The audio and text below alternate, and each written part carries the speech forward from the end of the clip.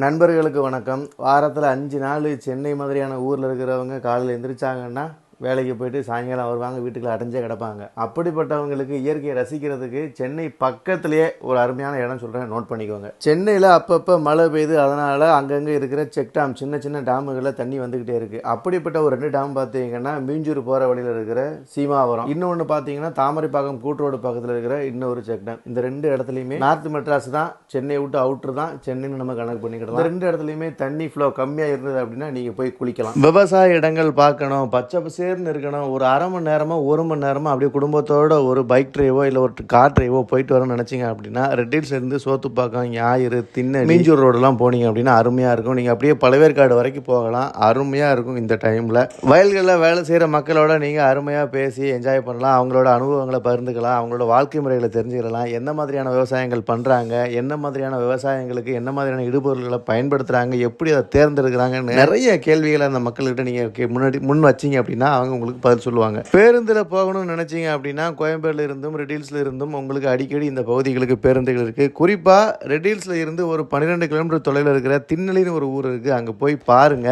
காரோ பஸ்ஸோ பைக்கோ வேகமாக ஓட்டுறதுக்கு கிடையாது, சேஃப்டியாக போகிறதுக்கு தான் அப்படின்றத அங்கே சிகிச்சைக்கு வர்ற மக்களை பார்த்து நீங்கள் தெரிஞ்சுக்கலாம். ஏன்னா இங்கே சிகிச்சைக்கு வர்ற மக்களில் 75% பேர் 2 வீலர்லேருந்து கீழே விழுந்து கால்கையை உடச்சிக்கிட்டு வர்றவங்க தான். இருசக்கர வாகனம் ஓட்டுறவங்க எல்லாருமே ரேஸ் ஓட்டுறாங்கன்னு நான் சொல்ல வரல, கவனக்குறைவு உங்களை எந்த இடத்துல நிப்பாட்டும் அப்படின்றதுக்கு இங்கே வர்ற மக்கள் உங்களுக்கு சாட்சியாக இருப்பாங்க. இந்த பகுதியிலையுமே இயற்கை காட்சிகள் அருமையாக இருக்கும். திண்ணலி போகிற வழியில் ஒரு பக்கம் பெரிய ஏரிக்கரை, இன்னொரு பக்கம் வயல்வெளிகள், தோட்டம் அப்படின்னு சொல்லிட்டு நடுவில் ரோடு போகும். 2 புறமும் மரங்கள், பெரிய பெரிய மரங்கள் அப்படியே கொடை பிடிச்ச மாதிரி நிற்கும். ட்ராவல் பண்ணுறதுக்கு அருமையாக இருக்கும். நண்பர்கள் யாராவது இந்த சாலை இதுக்கு முன்னாடி ட்ராவல் பண்ணியிருந்தீங்க அப்படின்னா மறக்காமல் கமெண்ட்டில் சொல்லுங்கள், நாங்களும் தெரிஞ்சுக்கிறோம்.